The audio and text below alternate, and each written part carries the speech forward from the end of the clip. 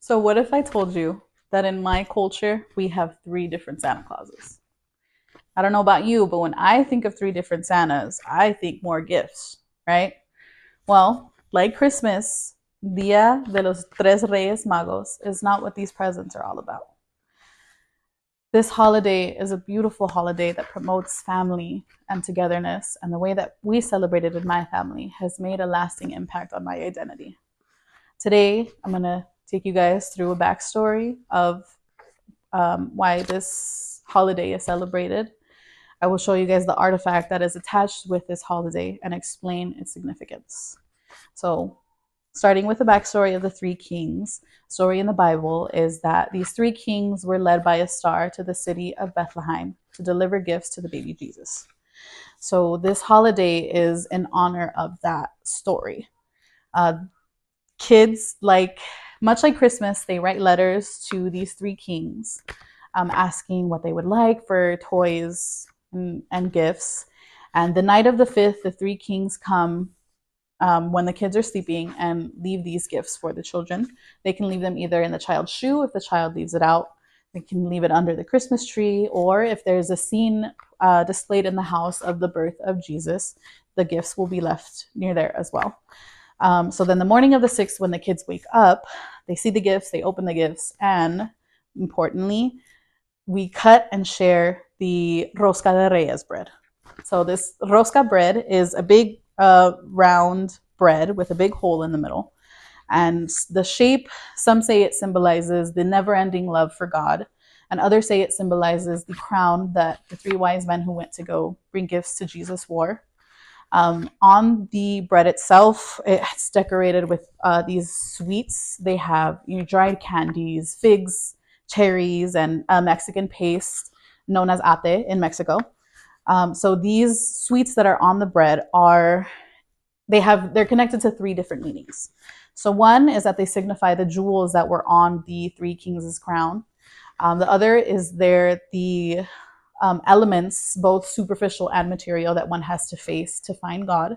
And lastly, it represents the journey that Joseph and Mary had to go through the desert to protect baby Jesus. Um, so lastly, what's hidden inside the bread are these cute little figurines. They look different depending on where you get the bread from. But these little figurines are a representation of the baby Jesus. They are hidden inside the bread as a symbol of the mistreatment that he suffered by this king known as Herod in the Bible. And the knife that we use to cut the bread is also symbolic. It refers to the danger that he was in. So on the morning of the 6th, friends and family, they gather, they take turns cutting into this rosca bread.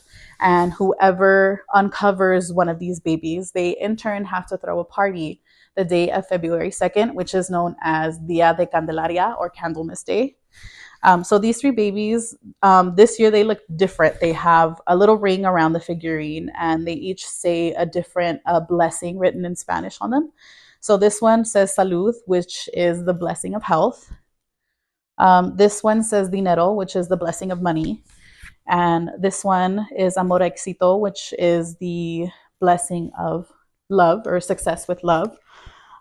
So like I said, with these artifacts, whoever uncovers it when they cut into the bread, they throw a party on February 2nd, which is referred to as Candlemas Day.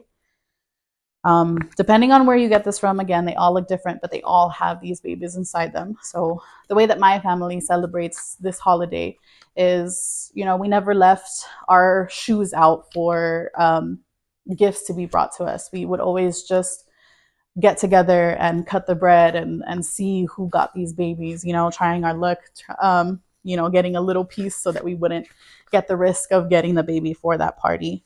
And it's celebrating this holiday in this way has taught me the importance of family and of being together. It has taught me how to cherish the time that I spend with my family more.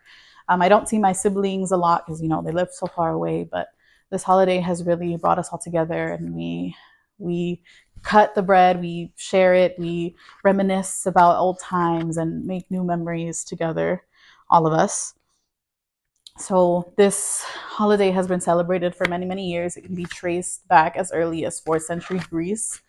I hope that me talking to you guys about this holiday today, I was able to give you guys a little bit of insight on my culture and this holiday. And it's not a typical Christmas celebration, but it still makes me really excited, as if it were, as if I were going to get, presents on Christmas or something.